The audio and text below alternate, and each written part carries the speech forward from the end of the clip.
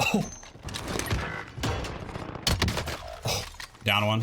Ladies and gentlemen, welcome aboard. My name is Kar98k, and today we're going to talk about what I believe to be the two best snipers in Warzone, and that is the HDR and the Kar98. Now, I know the Kar98 is the obvious choice when it comes to kind of the close range, aggressive sniping. When it comes to the long to mid-range sniping, there is a lot more options besides the HDR, especially with the new Cold War snipers like the Tundra, Pellington, even the ZRG is actually very good as well. The SPR is another gun that's extremely good also. I'm not going to talk about all of those. I want to focus on the HDR and the Kar because, like I said, I think those are the two most popular, and especially for someone who's newer to the game, when you're trying to decide on which sniper you should use, I think it often comes down to those two guns. So I want to start with kind of the pros and cons of each gun to help you decide which one you should be using in Warzone. And I do want to say at the start of this, there is no best sniper or which one's better. It purely depends on the situation you're in, because one is better at longer range, one is better at closer range. So the biggest kind of difference between the two is the bullet velocity and the ADS. So the bullet velocity, the HDR, is by far superior with a bullet velocity of 1207 or 1207 meters per second. And I do want to say I'm getting all my data from, of course, TrueGameData.com. If you haven't heard of him, please check out his YouTube channel. I will put his site or in his link in the description below though. And then when we compare the HDR's bullet velocity of about 1200, the Kar is only 1033. So that's almost a difference of 200 meters per second, which simply means you have to lead your shots a lot more when it comes to the Kar. The other thing that goes kind of hand in hand with bullet velocity is bullet drop. And I'm going to put up a picture here that is also from TrueGameData.com, where he compared bullet drop of all the different snipers. You can see here on the chart, the HDR has significantly less bullet drop from the initial target line, meaning the HDR is going to have much more of a just point and click feel, whereas the Kar, when you're starting to get 100 to 200 meters out, you're really going to have to adjust for your shot and adjust for where that bullet's actually going to hit, especially on a moving target. So when it comes to somebody who's maybe newer to the game or newer to playing shooters in general, the HDR is much more accurate and significantly easier to hit your shots with, especially at range. But then let's talk on the flip side, and that comes to ADS, or aim down sight. The Kar is by far the best sniper when it comes to aim down sight times. Now, there are ways you can set up these snipers to have much better aim down sight times. However, you sacrifice a lot of bullet velocity by doing this. So what I'm comparing is I'm comparing the loadout with the best possible bullet velocity. Now, there are two different kind of main loadouts when it comes to the Kar. The first four attachments are usually pretty standard with the monolithic suppressor, the longest barrel of the 27.6 inch barrel, the tac laser, sniper scope, and then the fifth one, people will either use the ST-Vol precision comb stock, which helps with aiming stability. With that stock, you barely have to hold your breath in order to have a perfectly stable sight.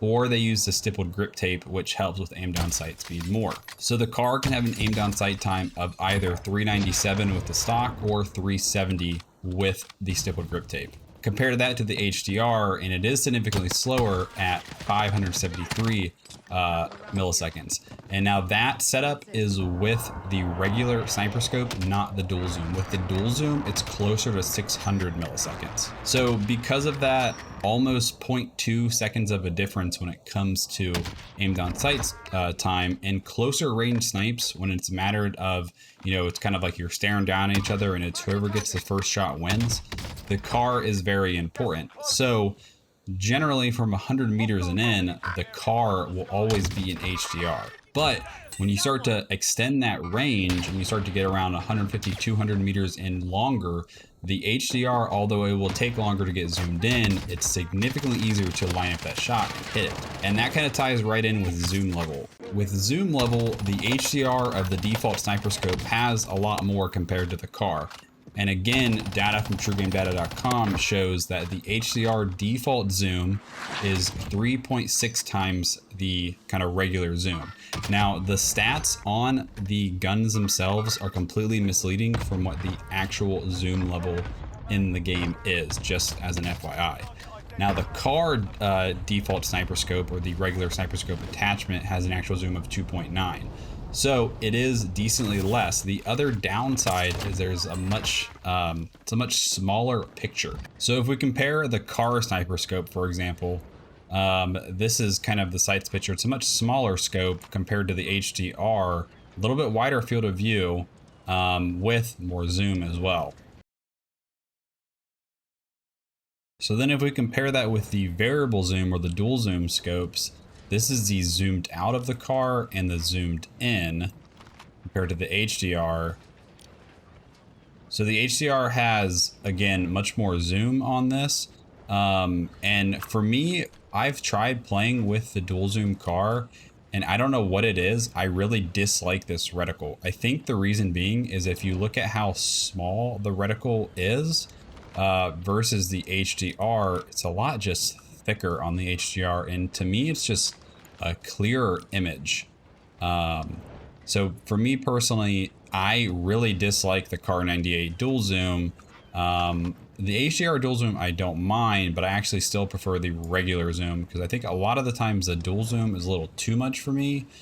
But when it comes to someone just sitting still, the dual zoom is very nice. I just dislike the dual zoom when somebody is moving left to right because of how zoomed in it is. As well, you are going to have a slower aim down sight speed when using the variable zoom for either of these guns. And then a few other small things that kind of to compare the two. The movement speed of the car is a little bit better of the HDR.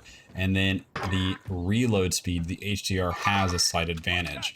And the Kar, to note, is one of those guns that when you shoot, you actually have to reload bullet by bullet instead of an entire magazine.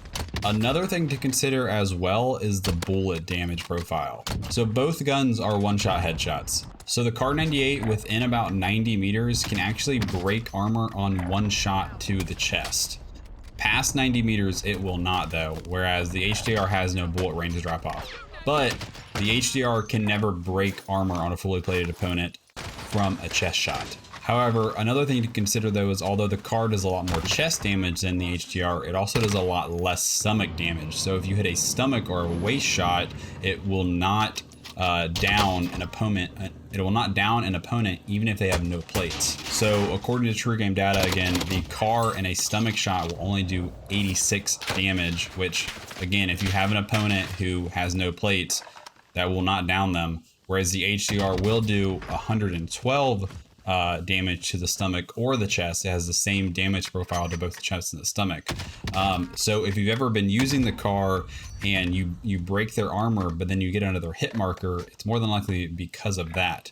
Now to note, both guns do less than 100 damage on extremity shots though, but the extremities are a lot less likely to hit compared to the stomach. Is very easy to hit with the Kar, especially with its increased bullet drop. So that's kind of the overall comparison, guys. When it comes to Warzone, for me, in my personal opinion, if I'm playing very aggressive with a group of people that like to kind of go for high kill games, I definitely prefer using the Kar98. However, if I'm playing a little bit more positionally, or I'm playing with friends that are a little bit more casual, and we're trying to play the zones more and focus on our rotations, I do prefer using the HDR because of how accurate it is. And now there are a lot of honorable mention other snipers when it comes to long range. I really enjoy the SPR, the Tundra, and the ZRG are also very, very good options for long range. For me, at the end of the day, when it comes to long range sniping and being accurate, the HDR is my go-to. And then when it comes to the loadouts that I recommend for these guns, this is my recommended Kar build. Now I believe, let's see if we can show this for you guys. There we go. This is the SD Vol Precision Comb stock, which helps with aiming stability, makes it so that you barely have to hold your breath to have a very stable sight. I kind of go between that and using the stippled grip tape for a little bit better ADS over the stock. It's not a huge difference, but if you're very aggressive, the stippled grip tape is probably the way to go. And then for my recommended HDR build, it's the monolithic longest barrel HDR Pro, tac laser. The F-tac stalker scout helps with aim down sight speed. If you guys can see that, there we go. It's this guy right here. The F-tac champion is another one that helps with aiming stability a lot, but your aim down sight speed will be a lot slower without this one, as this one really helps your ADS. And then I actually really enjoy using the presence of mind perk. At the moment of me making this video, the Modern Warfare perks are not working correctly in terms of gun perks. However, Ravensoft did announce they're going to fix it. The reason I use presence of mind, which is kind of a weird one, a lot of people are like, why the heck would you use that? Presence of mind allows you to hold your breath for over a minute. So let's say you have an entire squad crossing an open field. You can literally just hold your hold breath key, whatever that is for you, and have perfect aiming stability the entire time with no penalties. Everyone will normally be like, oh, if you need to hold your breath for a minute, you're not a good sniper. That's not the point. The point is you can take shot after shot after shot with perfect aiming stability. And even if, let's say, you're holding an edge where you know somebody has to come around a corner, you can hold that sight with perfect aiming stability for up to a minute without having to worry about them, or without having to worry about your reticle swaying. Now, some other options, focus is a very good option, which reduces flinch. It doesn't reduce flinch enough, in my opinion, to use it over presence of mind, but it is very good. You're still going to flinch quite a bit when you get shot. Unless the shot is very, very close, you're going to flinch and miss the shot regardless. You could also use fully loaded, or you could go for sleight of hand as well, which would be another good one for sure. FMJ is also another possibility. There's lots of possibilities here.